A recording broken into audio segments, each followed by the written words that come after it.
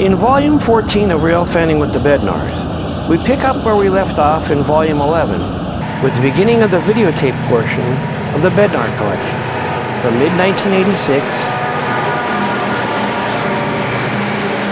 to March of 1987.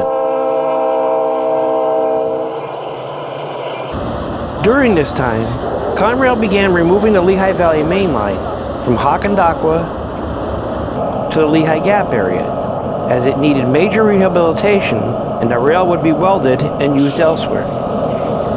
It was also considered duplicate trackage and an expense Conrail would rather rid themselves of. While traffic was increasing for Conrail, the D&H was now firmly under the grips of Guilford, and traffic was down considerably.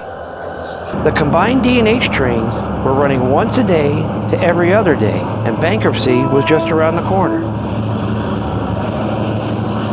As usual, Big Mike provides the commentary. Farmer near here had a still, and it made Applejack whiskey. And the crews always had air trouble here. No one could figure out why. That ain't no joke. Here we got a westbound Conrail guy in the farmyard coming up the Reading line. That's Stanley's wife Debbie and his daughter Laura.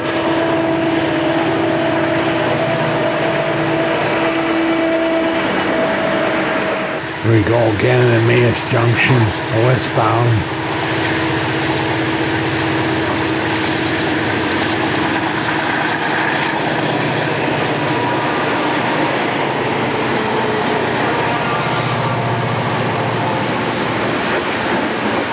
Here we are at Florence. This is AL-18 coming east.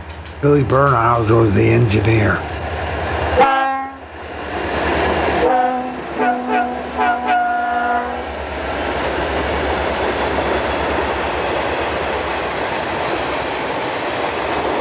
I was working in Newport then, and the rumor was when these rail trains got done working the L&H and raping that they would go up and tear out the valley.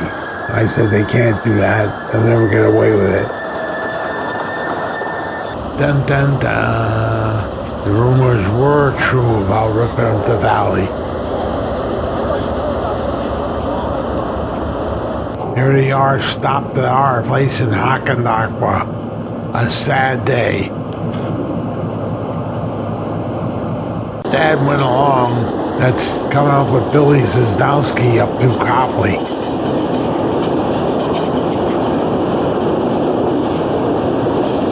Here's cementing Main Street.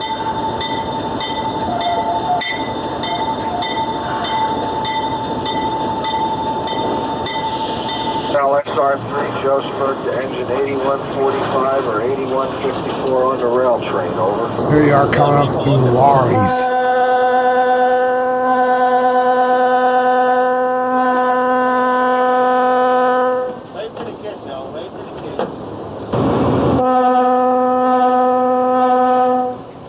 Now we're going up to Rockdale. You can see the ride here is pretty smooth yet. Go under the Lehigh, New England. And here's where the Lehigh, New England originally went across the Lehigh Valley from Slayton, where they had an interchange with the Lehigh Valley and the Reading. Now we're coming up towards Slayton. On the left is the abandoned right-of-way where the interchange was, and part of the Y where the Berksey used to come in and go to the right and come up here to the station. The station got tore down in 1969 when they had a big wreck there.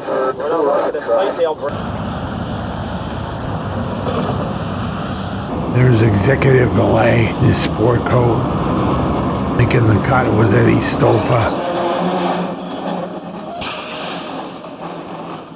Here they are at Cement.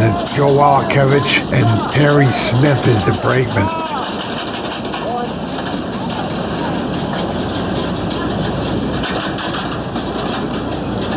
Again, they have to fly their way over Main Street. Hey, what's that you say? 60, yep, you can do 60. Now, here they are working up by Applejack. Here's the rail being picked up. One of these signals still stand on the rail trail. Here we are behind the house in Hokendauqua. The rail train had air trouble, real air trouble, and he couldn't pull. See the sparks coming out where the wheels are spinning? There comes ALCG up what was remaining of the valley, new chunk.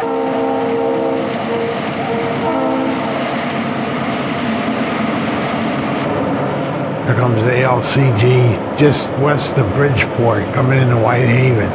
That's Route 80 bridge where he's going underneath. He had a monster train that day.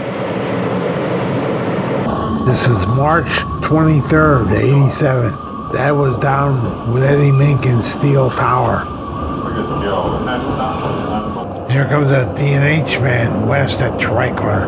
You can see the trains combined, all different kind of stuff. The Oak Island train and the Philly train, plus the Allentown fill out.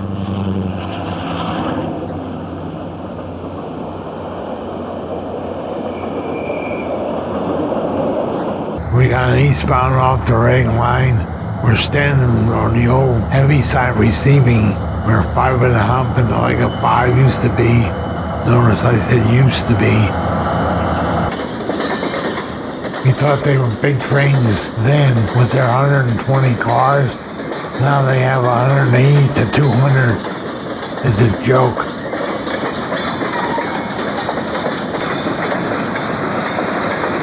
And this is the end. That ain't no joke. See you next time.